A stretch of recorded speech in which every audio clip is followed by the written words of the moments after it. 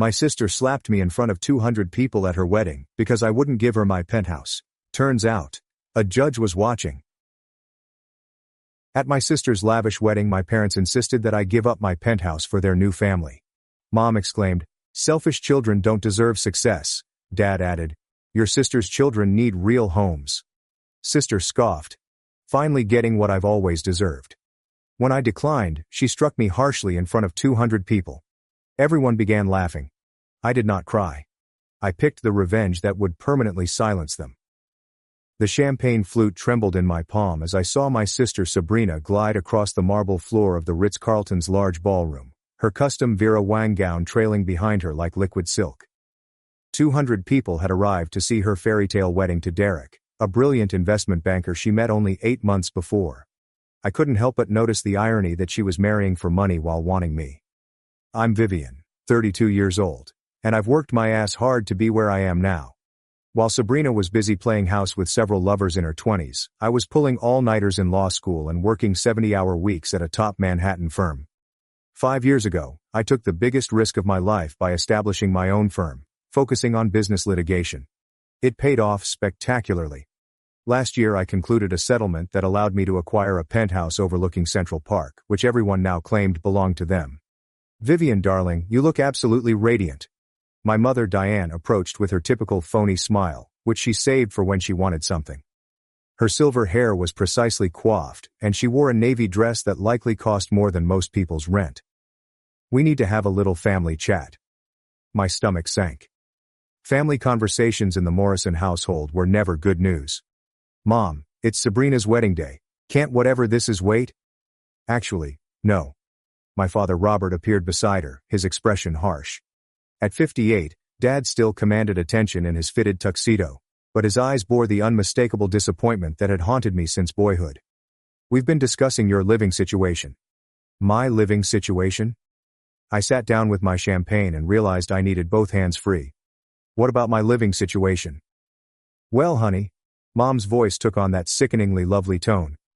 "You know how Sabrina and Derek are starting their family. They're going to need more space than that tiny apartment Derek has been renting." I blinked. "They're not even pregnant yet, Mom." "But they will be soon." Sabrina's voice echoed over the little circle as she joined us, her new husband's arm around her waist. At 28, she was certainly attractive, with auburn hair and green eyes. But her expression was calculated, and it made my skin crawl. "We're planning to start trying right away." "Congratulations," I murmured cautiously. "I'm sure you'll find a lovely place to raise your family." "We already have," Sabrina replied, her smile bright. "We want your penthouse." The words struck me like a physical blow. "Excuse me?" "Now Vivian, before you get all defensive," Dad jumped in, his voice taking on that patronizing tone he used when he thought he was being reasonable. "Think about this logically. You're a single woman. You don't need all that space. Sabrina and Derek, on the other hand, are starting a family. They need room for children, for their future. You want me to give up my home?" I couldn't believe what I was hearing. "The home I worked for years to afford?" "Not give up," Mom hastily corrected. "Trade. You could take Derek's apartment. It's perfectly adequate for one person." "A 600-foot studio in Queens?" I asked frankly. "You want me to trade my 3-bedroom penthouse on the Upper West Side for a studio apartment in Queens?" "Vivian, don't be so dramatic," Sabrina urged. "It's not like you even use all that space. What do you need 3 bedrooms for? You don't even have a boyfriend." The comment stung, just as she had intended. Sabrina had always been the ideal child, the one who could do no wrong in our parents' eyes. They hailed her bold for dropping out of college to find herself. They referred to her career and relationship changes as exploring her options. When I graduated summa cum laude from law school, they were concerned that I had worked too hard. "I need those bedrooms because it's my home," I responded, my voice rising slightly. "I earned it. I paid for it, and I'm not giving it up." "Vivian Elizabeth Morrison," Mom's voice became harsh. "That is incredibly selfish. Family comes first. Always." "Family?" I laughed cruelly. "Have any of you ever treated me like family? When I needed help preparing for the bar test, you said I was being antisocial. When I established my own business and struggled, you accused me of being careless. When I finally succeeded, you pretended it was an accident." "That's not true," Dad said. "However, His voice lacked conviction. Isn't it? When was the last time any of you inquired about my life, career and happiness? But as soon as I have anything you desire, I'm back with my family. Sabrina came forward, her face red with rage. You know what your problem is, Vivian? You've always been jealous of me. You can't stand that I'm getting married, that I'm going to have the family you'll never have. I'm not jealous of you, Sabrina. I'm disappointed in you. Disappointed? She laughed harshly. Are you disappointed in me? I'm the one getting married, and I'll be the one to give mom and dad grandkids. What have you done besides make money? I've built a life, I said gently. I've worked hard for everything I have. I've never asked any of you for anything. Well, now we're asking something of you, Dad stated firmly. Your sister needs that penthouse more than you do. It's time you did something for your family, instead of just yourself. Robert's right, Mom said, raising her voice. Selfish children don't deserve success. You've had everything handed to you, and now you won't even help your own sister. The accusation was so ludicrous that I nearly laughed. Handed to me? I worked 3 jobs to pay for law school. I lived on ramen noodles for 2 years while building my practice. I've never asked you for a dime. Your sister's kids need real homes, Dad said loudly across the ballroom, causing several nearby visitors to turn and stare. Not some cramped apartment. They deserve better. They're not even conceived yet, I protested, but I knew I was losing this battle. My family was always brilliant at making me feel bad about my accomplishments. Sabrina moved closer, her voice low and nasty. You know what, Vivian? I'm done pretending to care about your feelings. I've always known I was the better daughter. I'm prettier. I'm more likable. I'm the one who makes mom and dad proud. And now I'm finally getting what I've always deserved. The words hung in the air between us, posing a challenge. Around us, wedding guests began to gather, sensing drama. Some were openly staring now, their discussions dying as they concentrated on our family argument. What do you always deserve? I said softly. And what exactly is that, Sabrina? Everything, she replied simply. The penthouse, the respect, the life you've been hoarding for yourself. I deserve it all, and I'm finally going to get it. Over my dead body. The slap came so fast that I didn't see it coming. Sabrina's fingers hit my cheek with a piercing snap that rang across the ballroom. For a brief while, the sound appeared to stop. 200 guests fell silent, their discussion breaking in mid-sentence as they turned to watch the sight unfold in front of them. Then the laughter began. It started with a few scattered giggles from Sabrina's friends, who had always looked down on me for being too serious and focused on work. But it spread like wildfire among the audience. Guests who did not know me were laughing, pointing, and muttering behind their hands. Did you see that? She actually slapped her. About time someone put Vivian in her place. I always knew she was stuck up. My cheek burned, but I did not cry. I would not offer them satisfaction. Instead, I stood there, feeling the pressure of 200 pairs of eyes on me, listening to their laughing, whispered comments, and judgment. Sabrina smiled triumphantly. Maybe now you'll start acting like a real sister. Mom and Dad stood behind her, not apologizing for their daughter's actions nor protecting me. They merely watched, waiting to see if I'd ultimately give in to their demands. That's when I realized something significant. This wasn't only about the penthouse. This was about them keeping me in my place, reminding me that no matter how successful I was, or how hard I worked, I would always be the disappointment, the one who didn't count. But they had made one critical error. They had humiliated me in front of 200 witnesses, including some prominent figures from New York's legal and commercial circles. People who knew me, respected me, and witnessed what I was capable of.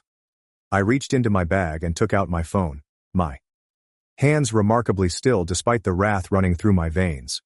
Without speaking, I began typing. Vivian, what are you doing?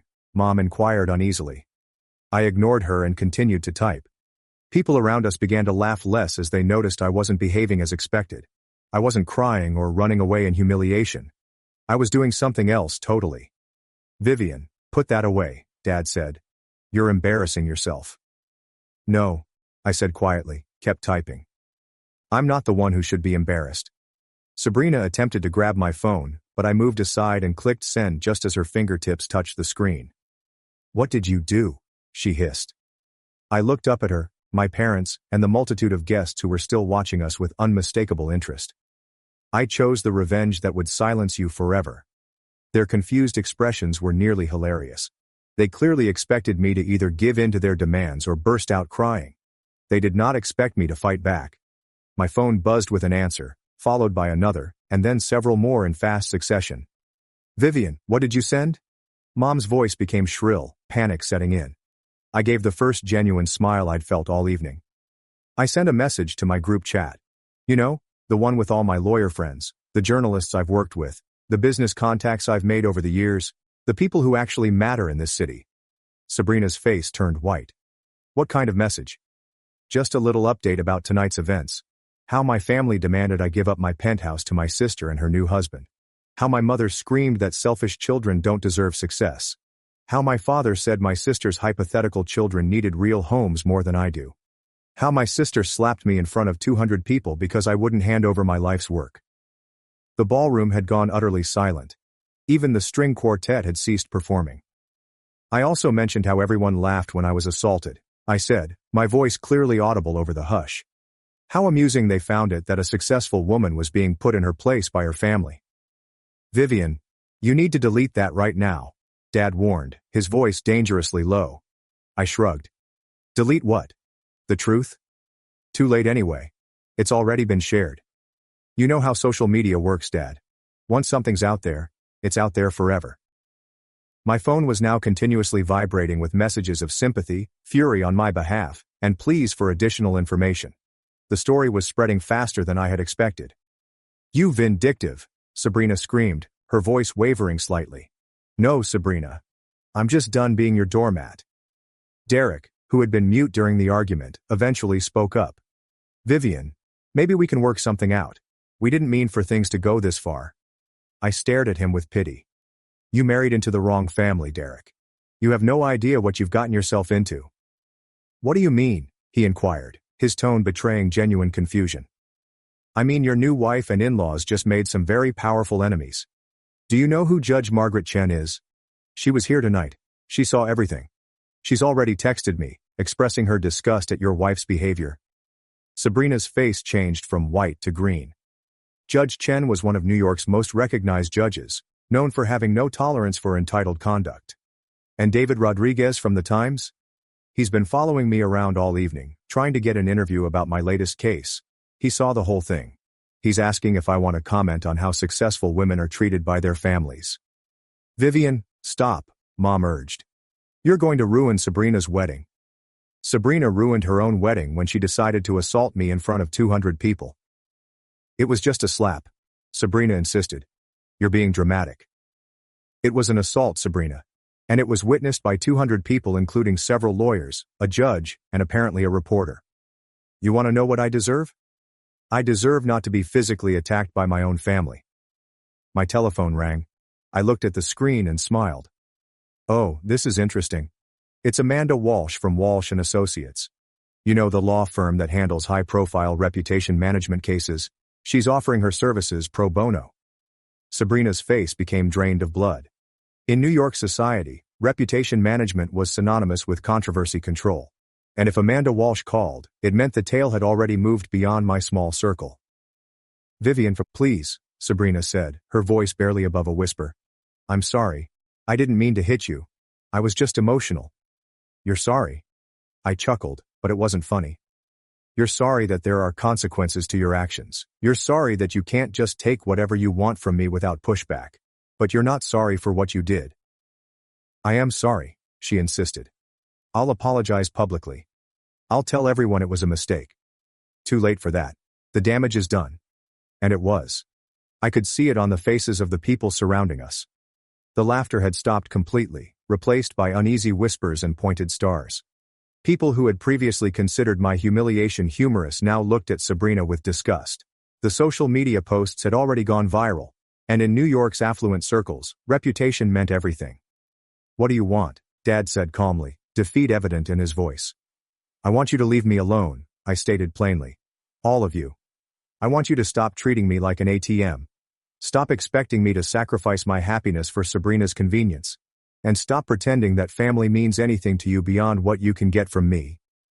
Vivian, we're still family, Mom murmured softly. No, we're not.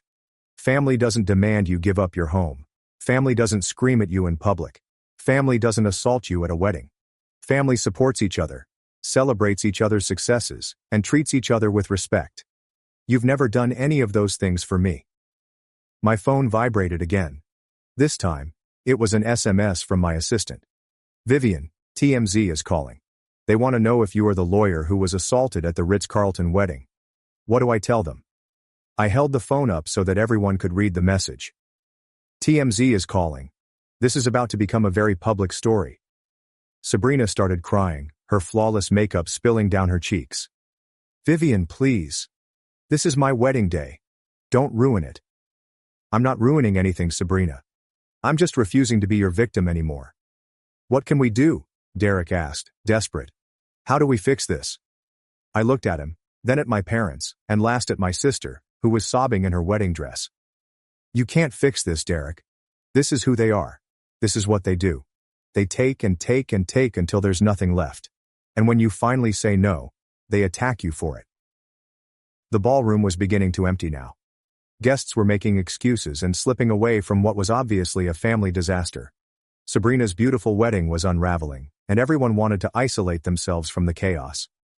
The penthouse is mine, I said gently. I earned it. I paid for it, and I'm keeping it. If you want to live somewhere nice, Sabrina, get a job. Work for it like I did. I can't believe you're doing this, she muttered. I can't believe it took me this long.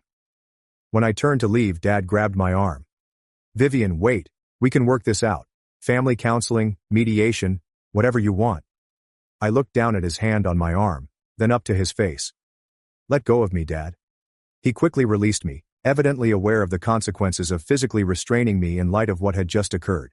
There's nothing to work out, I informed them. You made your choice tonight. You chose Sabrina over me just like you always have. You chose her convenience over my hard work. You chose her demands over my boundaries. And when I said no, you chose to watch her assault me rather than defend me. We didn't know she was going to hit you, Mom insisted. But you didn't stop her. You didn't apologize. You didn't even check if I was okay. You just stood there and let it happen. I began heading toward the exit, my heels clicking across the marble floor. Behind me, I could hear Sabrina's weeping, Mom's frantic murmurs, and Dad's angry mumbling. But I did not glance back. At the door, I turned around one more time. The once grand ballroom now resembled the site of a calamity. Wedding attendees were separated into tiny groups, whispering and pointing. The bride cried in her destroyed makeup. The groom appeared stunned, and my parents were attempting to contain the damage that was already spiraling out of hand. You know what the funny thing is, I exclaimed, my voice echoing around the virtually empty room. I would have helped you if you'd asked nicely, if you'd come to me with respect, if you treated me like family instead of like a bank account. I would have helped you find a nice place to live. I might have even helped with the down payment. The hush that ensued was deafening. But you didn't ask for help. You demanded my home. You screamed at me, insulted me, and then physically attacked me when I said no. So now, you get nothing. I walked out of the Ritz-Carlton with my head held high, leaving behind the devastation of my sister's wedding and my family's reputation. The elevator trip down seemed interminable. As the doors closed behind me, I could still hear the turmoil in the ballroom. Muffled voices, crying, and chairs scraping against marble as the remaining guests hurried to exit. My phone hadn't stopped vibrating since I wrote that message, and with each notification, I felt a combination of relief and dread. The lobby was thankfully quiet. The night manager, a distinguished gentleman in his 50s, approached me with concern on his face. Ms. Morrison, is everything all right? We heard there was some commotion upstairs. I paused, thinking that even the hotel workers knew about the incident. I'm fine, thank you. Just family drama. He nodded nicely, but I could see the interest in his eyes. By tomorrow, this story would have traveled across the hotel's staff gossip network and other luxury places across the city. In New York's aristocratic circles, scandal spread like wildfire. Outside, the crisp October air hit my face like a slap, odd given that I had already been slapped once tonight. I remained on the sidewalk for a time, watching the traffic flow along Central Park South and attempting to understand what had just occurred. Part of me couldn't believe I'd accomplished it. The other part of me questioned why it had taken this long. My telephone rang.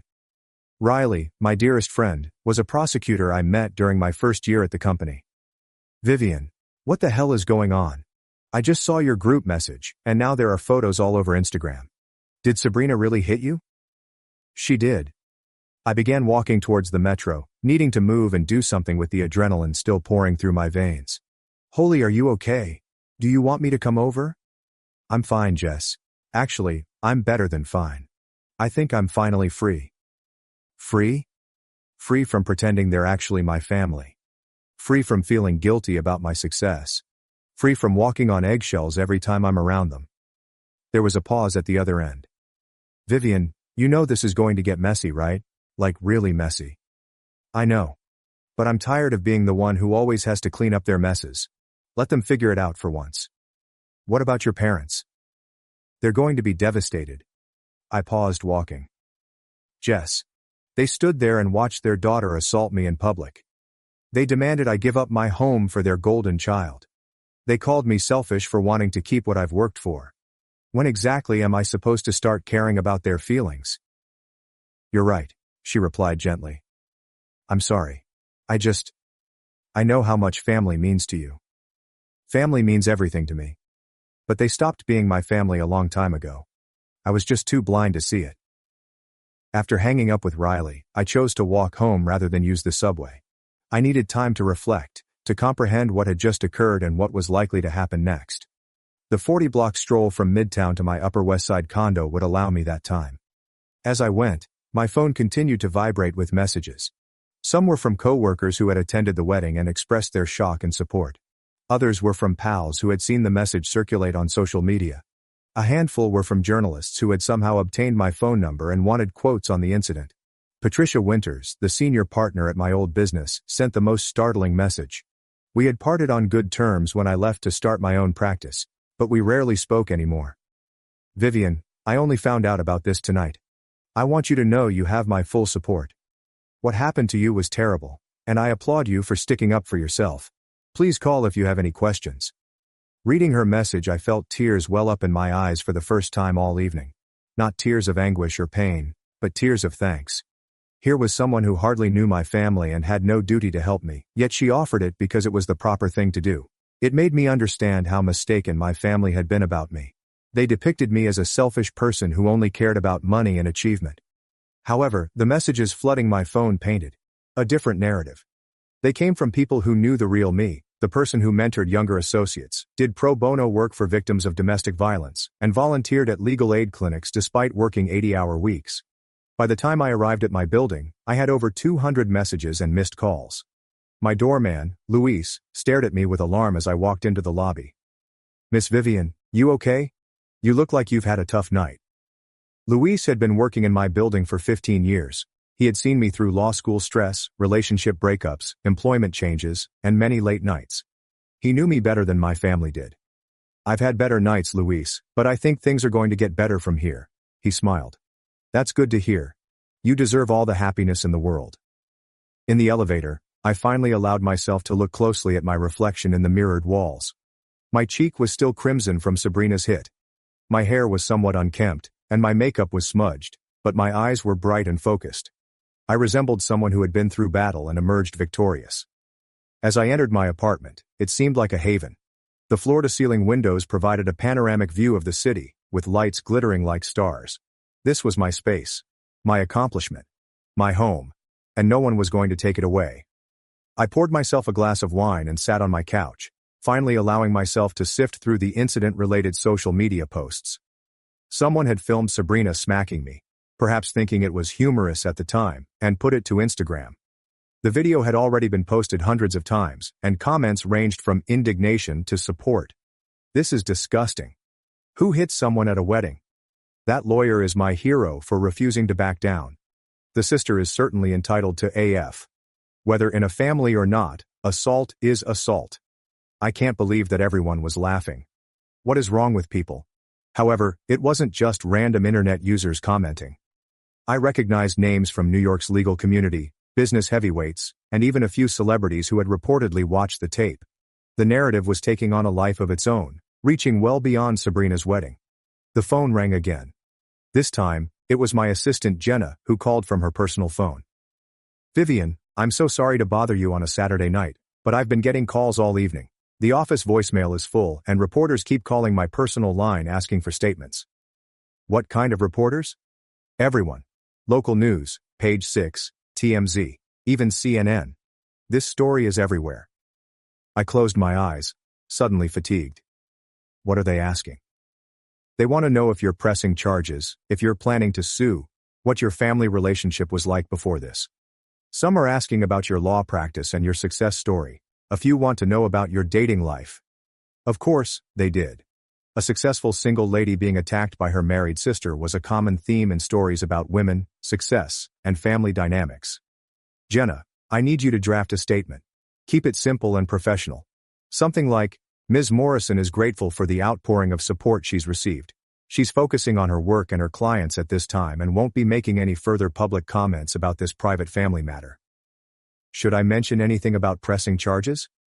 I paused. The fact was, I hadn't even considered filing charges. Sabrina's smack had been intended to humiliate rather than cause bodily hurt. However, the inquiry made me realize that I had possibilities I had not considered. Don't mention charges either way. Let's keep our options open. After hanging up with Jenna, I realized I was hungry. I hadn't eaten anything at the wedding because I was apprehensive about the impending family clash.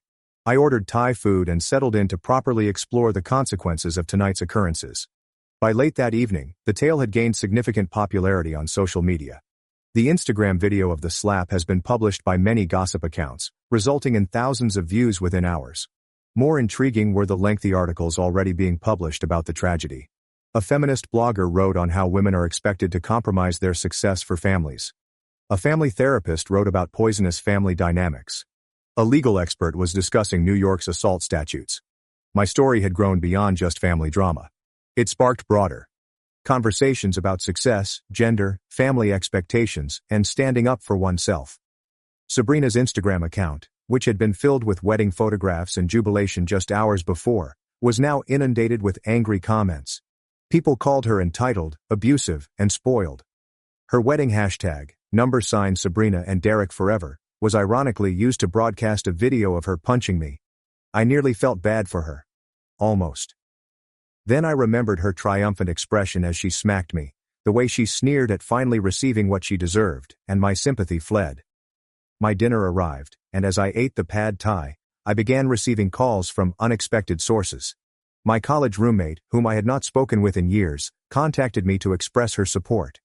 A cousin on my father's side, who had always been the family's black sheep, contacted me to discuss her own experiences with mistreatment by relatives.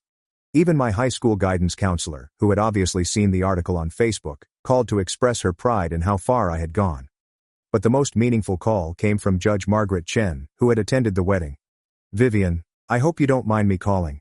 I got your number from the court directory. I wanted to personally apologize for what I witnessed tonight. Judge Chen. You don't need to apologize. You didn't do anything wrong. I should have intervened. I should have said something when I saw what was happening. Instead, I just stood there like everyone else. You were a guest at a wedding, not a referee at a family fight. Perhaps. But I've been thinking about it all evening, and I keep coming back to something. That wasn't just family drama, Vivian. That was a pattern of abuse. Emotional abuse, financial abuse, and then physical abuse. I've seen it too many times in my courtroom. Her comments struck me like a physical blow. I'd been so concentrated on the slap and the demands for my penthouse that I hadn't given much thought to the wider picture. But she was correct. This was more than simply one awful night. This was the culmination of years of my family treating me like a personal ATM, disregarding my accomplishments and making me feel bad about my success. I never thought of it that way, I said. Abuse isn't always obvious, especially when it's coming from the family. We're conditioned to accept behavior from relatives that we'd never tolerate from strangers. But what I saw tonight is the financial demands, the public humiliation, the physical violence that's a textbook case of family abuse. After I hung up with Judge Chen, I sat in my apartment for a long time, reflecting on her words. Had I actually been abused by my family, it seemed like too strong a word. They had never hit me until tonight. They had never intimidated me or attempted to control my daily life. However, they had consistently attacked my accomplishments, made me feel guilty about my success, and asked me to sacrifice my happiness for Sabrina's convenience. They treated me like a bank account, not a daughter and sister. When I eventually said no, they publicly ridiculed and physically assaulted me. Maybe Judge Chen was correct. Perhaps this was abuse, but in a form I hadn't recognized. The understanding was simultaneously empowering and painful. It felt liberating since it verified that I had made the correct decision to end my relationship. Heartbreaking because it meant admitting that my family had never truly loved me. They just adored what I could offer them. As the night progressed, I found myself feeling glad for Sabrina's slap. It had been the wake-up call I needed, the final straw that gave me the strength to stop enabling their actions. Without it, I could have continued to be their doormat for years. By 2 a.m., I was exhausted, yet surprisingly calm. I had disabled my phone alerts to stop the continual buzzing and was getting ready for bed when I heard the building's intercom. I looked at the camera monitor and saw Sabrina standing outside, still in her bridal dress, mascara smeared down her cheeks. She looked up at the camera and said, "Please." I wavered for a second. She looked shattered and desperate. Despite everything, the sister I'd grown up with was standing outside my building, screaming for help in her damaged wedding dress. Then I remembered her triumphant expression after she had hit me. I remembered her saying that she deserved everything I had worked for. I remembered 200 people laughing as I stood there, ashamed and alone. I switched off the monitor and went to bed. The story appeared on page 6 the next morning. Lawyer assaulted by sister at Ritz wedding. Read the headline, which was accompanied by a photograph of Sabrina smacking me. The story described the entire affair, from my family's demands for my penthouse to the assault in front of 200 people. By lunchtime, it was trending on social media. The hashtags, Warsh Wedding Assault and Darsh Family Grieve went viral, with thousands of people sharing their own tales of entitled family members and supporting my decision to fight back. That afternoon, Sabrina's new mother-in-law called to cancel her invitation to the family Christmas celebration. Derek's legal business conducted an internal investigation after many clients voiced worry about his involvement in the incident. Mom and Dad's country club membership has been quietly stopped awaiting review. The vengeance I chose was neither violent nor criminal. It was just the truth, enhanced by the power of social media and the relationships I had spent years cultivating. Sometimes the most devastating weapon is simply showing others who someone truly is. Sabrina called me a week later, crying and pleading with me to help them control the damage. She was sacked from her work at a boutique public relations agency when clients began canceling their contracts. Derek was about to undergo a professional ethics assessment. Their honeymoon was cut short when photographers began following them. "Vivian, please," she sobbed into her phone. "I'm sorry, I'm so sorry. I never meant for this to happen." "You meant to humiliate me," I answered gently. "You meant to force me to give up my home.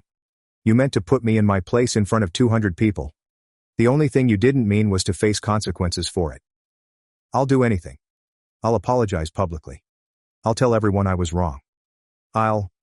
Sabrina, stop." I was sitting in my penthouse, admiring the view of Central Park that I had fought so hard for. You can't apologize your way out of this. You can't take back what you did, and you can't force me to forgive you just because you're finally facing consequences. "But we're family," she muttered. "Family doesn't assault each other, Sabrina. Family doesn't demand sacrifices they're not willing to make themselves. Family doesn't laugh when one of their own is humiliated. I know I messed up, but please help me fix this. I can't fix this for you. This is something you have to live with." She hung up, crying, and I never heard from her again. 6 months later, Sabrina and Derek got divorced. The stress of the incident, along with the financial strain of both losing their jobs, had ended their marriage before it had begun. Sabrina returned to live with our parents, who were experiencing their own social exile. Dad's business struggled as customers distanced themselves from the family, which had become associated with entitlement and selfishness. Meanwhile, my practice flourished. The attention, while initially unsettling, eventually worked in my favor. I became known as the lawyer who refused to be intimidated and stuck up for herself, even if it meant standing alone. New clients contacted me particularly because they had heard about my refusal to back down. I never got my family back. But then I realized I hadn't truly had them to begin with. I had a group of people who regarded me as a resource to be used rather than a person to be appreciated. Naturally, I retained ownership of the penthouse. I eventually turned one of the extra bedrooms into a home office and the other into a guest room for my closest friends. The space Sabrina had stated I didn't need was filled by the relationships I formed with people who respected me for who I was, rather than what I could provide them. Sometimes I wonder if I could have handled things differently, if there was a way to keep my boundaries while not hurting my family. But then I remember the sound of that slap booming throughout the ballroom, the laughing of 200 people, and Sabrina's triumphant expression when she thought she had won. I chose the revenge that would permanently silence them, and it worked. They never asked me for anything else. Even though it was unexpected, the silence was just what I had hoped for. In the end, I realized that sometimes the best revenge isn't getting back at someone. Sometimes it is simply refusing to let them get away with it. Sometimes it is standing up and saying, "No. You don't get to treat me like this anymore." And sometimes that's enough to shift everything.